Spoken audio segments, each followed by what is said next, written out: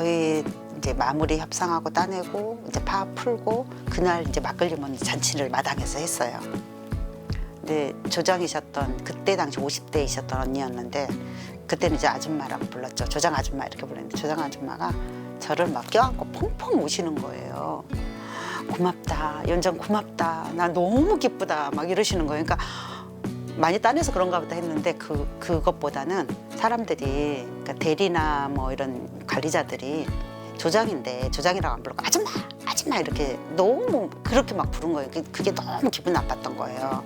근데 노조 만들고 대하는 게 조금 달라졌다는 거고 이번 싸움 과정 싸우고 나서 뭐 이런 것들이 다 조장이라고 부르는 거나 자기를 그렇게 예우를 해주는 거라 이게 너무 좋았다라는 거예요. 그러면서 펑펑 우신 거예요. 그래서 고맙다. 그분은 나중에 이제 정말 열심히 하시고 나중에 정년도 하시고 이랬었던 분인데 이제 그런 분위기 속에서 기계실 사람들은 자신감을 갖고 더 가입하고 막 이렇게 더 늘어났던 과정이었어요.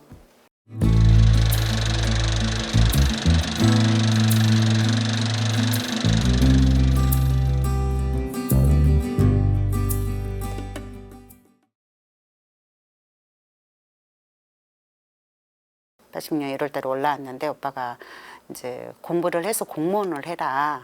그게 제일 먹고 살기 좋다라고 해서 공부를 했죠. 1년 동안 이제 뭐 학원도 다니고 그렇게 하다가 했는데 떨어졌어요. 이거 언니는 오빠한테 이게 부담 주는 거라는 생각이 들어서 제가 이제부터는 아르바이트도 뭐 이렇게 일을 해서 돈을 벌어서 제가 알아서 공부할게요라고 해서 제가 그때 왔던 데가 80년 1월달에 왔던 데가 상곡동이었어요.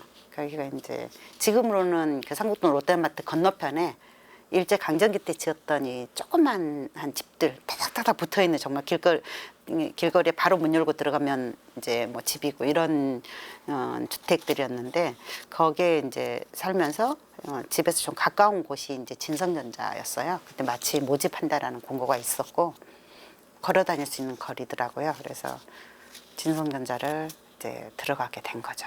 저는 그래도 제가 노조 활동하기 전에는 제가 강주에 있을 때 저는 영향력이 이제 강주 항쟁의 영향력도 좀 있었지만 저희 위로 바로 위에 3살 위 언니가 구로동에 그 효성물산이라고 미싱하는 노동자였어요.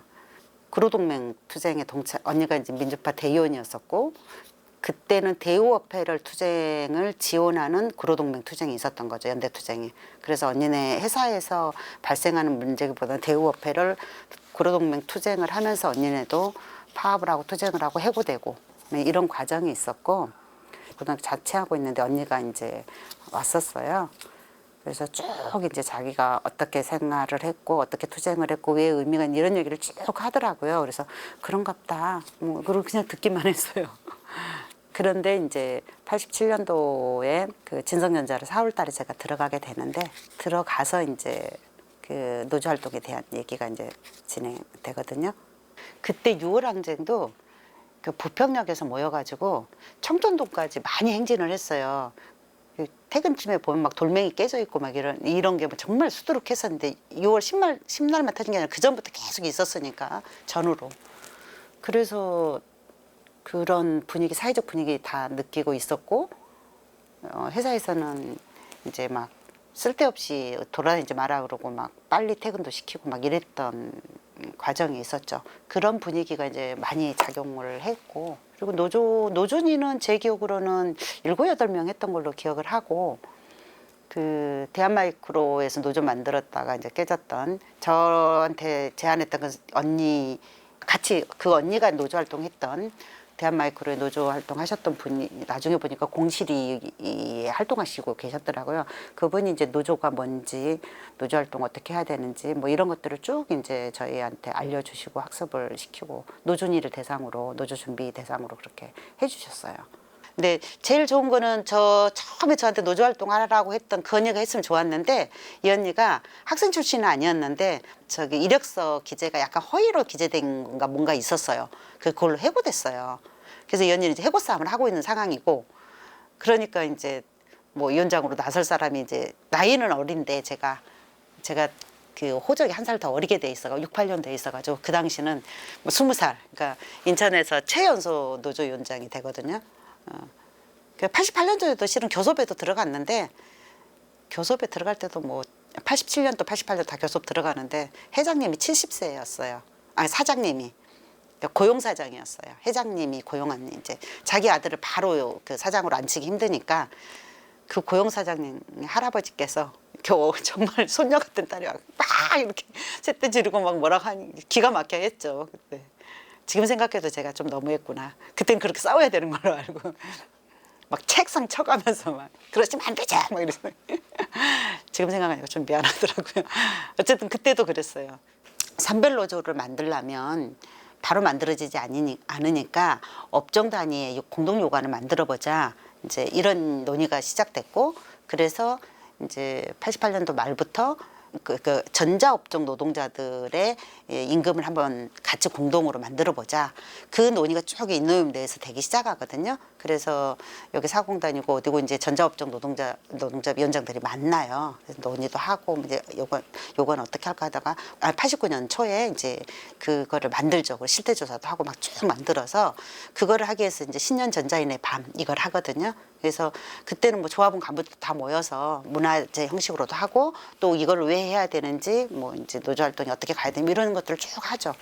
인노협 신문에도 보면 그게 좀 나와요. 뭐 신년 전자인의 밤, 그 요구안 얼마 뭐 이런 것들이 나오거든요. 되게 좀 역사적이었던 것 같아요. 제 기억으로는. 89년도에 이제 전자업종 이렇게 공동으로 요구하자 이렇게 딱 분위기 만들어 가면서 저희가 파업을 해요. 그때 이제 제가 단식도 하고 이러거든요. 파업하는데 거의 다 따냈다고 얘기를 했잖아요. 막 그때도 이제 전국농성 하면서 막 이제 따내고 막 이렇게 농성하고 막 이랬는데 거의 이제 마무리 협상하고 따내고 이제 파업 풀고 그날 이제 막걸리 먹는 잔치를 마당에서 했어요.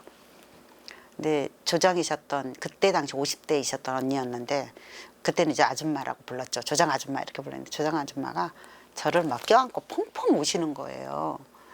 고맙다. 연장 고맙다. 나 너무 기쁘다. 막 이러시는 거예요. 그러니까 많이 따내서 그런가 보다 했는데 그것보다는 사람들이 그러니까 대리나 뭐 이런 관리자들이 조장인데 조장이라고 안 부르고 아줌마 아줌마 이렇게 너무 그렇게 막 부른 거예요. 그게 너무 기분 나빴던 거예요. 근데 노조 만들고 대하는 게 조금 달라졌다는 거고 이번 싸움 과정 싸우고 나서 뭐 이런 것들이 다 조장이라고 부르는 거나 자기를 그렇게 예우를 해주는 거나 이게 너무 좋았다라는 거예요. 그러면서 펑펑 우신 거예요. 그래서 고맙다. 그분은 나중에 이제 정말 열심히 하시고 나중에 정년도 하시고 이랬었던 분인데 이제 그런 분위기 속에서 기계실 사람들도 좀 자신감을 갖고 더 가입하고 막 이렇게 더 늘어났던 과정이었어요. 인노대를 오니까 인노협 사업장들하고 분위기가 다른 거예요. 뭔가 문화활동, 뭐 노동자 문화 대동제 뭐 이런 거 하면 많이는 오고 뭐 등반대에 가자 이러면 오고 이러는데 뭔가 투쟁해서 됐나 됐다 하려면 결정이 늦어지는 거예요. 빨리 안 돼. 그러면 이제 더 많이 쫓아다녀야 되고 더 많이 만나야 되고 이런 것들이 좀 많이 느슨한 조직이라고 봐야 되는 거예요. 저희가 94년도부터 막 고민을 해요. 인노대에서도. 민주노총 어쨌든 내년 만들어질 건데 어떻게 만들 거냐. 뭐 지금 인노협도 많이 쭈그러져 있고 힘들어하고 인노대는 좀 느슨하고 이런 속에서 그냥 조직 하나 딱 띄우는 대표 만들고 뭐 이런 수준으로 할 거냐. 그래서는 안 되지 않냐. 우리가 87년부터 쭉 보면 그래도 인천이 뭐 노동운동 메카라고 하는데 우리는 그 자부심이 좀 있었거든요. 그래서 인천 지역 선봉노조단을 만들어서 인노대가 있지만 그들이 선봉에서 앞장서서 투쟁 분위기를 만들어내면 다른 데도 이렇게 같이 따라오고 투쟁으로 만들 수 있을 거다. 그래서 그거를 이제 초벌 논의를 하고 인노대 대표자한테 제안을 하거든요. 근데 반대 의견들이 있어요. 반대 의견들도 있고 주춤하기도 하고. 그래도 어쨌든 하자라고 해서 일단 먼저 출발할 수 있는 데부터 해보자. 8개 노조가 동의를 해서 가거든요. 근데 그 분위기는 정말 어마어마했어요. 저희는 이제 준비했던 단위가 더 그걸 느끼는 건데 뭐 시기를 다 맞춰요. 교섭시키고 정의시키고. 근데 깃발 전달식을 하거든요. 빨간 천에 글씨 딱 하나 총파업 딱 이것만 썼어요. 정말 큰 깃발이었는데 그걸 만들어서 예를 들면 한라중공업이 뭐 5월 10일 날 뭐 임투 결의대회를 한다. 그러면 그거를 해서 그다음에 뭐 대우중공업 전달하고 대우중공업에서 린나이로 전달하고 이렇게 쭉 깃발 전달식을 해요. 그게 처음이었어요. 그렇게 하는 게. 아무튼 조합원 교육 시간이 된 데는 그 시간 확보해서 했고요. 안 된 데는 점심시간에 했어요. 대웅광업, 동문전기, 뭐 린나이 코리아는 다 주 한 5, 6공단에 있는 거예요. 다 점심시간에 정말 달리기 하듯이 여기서 한 30분 하고 그다음에 또 넘어가서 하고 막 이런 식으로 분위기를 모아가는데 공안정국 이후에 침체했던 분위기가 자신감을 회복하는 거예요. 아, 될 수 있구나. 할 수 있구나. 그 분위기가 딱 한라중공업에서 6월 10일 날 임투 결의대를 쫙 모아서 하거든요. 정말 막 열기가 있었어요. 그때 막 거기서 막 그 대형 지금도 사진에 보면 나오는데 대형 뒤에 그 현수 뒤에 그 뭐라 그러죠? 걸개 그림. 파워 프로그램으로 그걸 같이 그렸거든요. 모든 이제 집회장에서 그거를 쓰게 돼요. 그럴 정도로 분위기가 있었고 결과적으로는 사업장들이 자신 있게 임단협을 마무리해요. 그 분위기로 이제 우리는 민주노총 건설로 이렇게 쭉 가게 되죠. 그게 굉장히 보람 있었어요. 할 수 있구나, 되는구나라고 하는.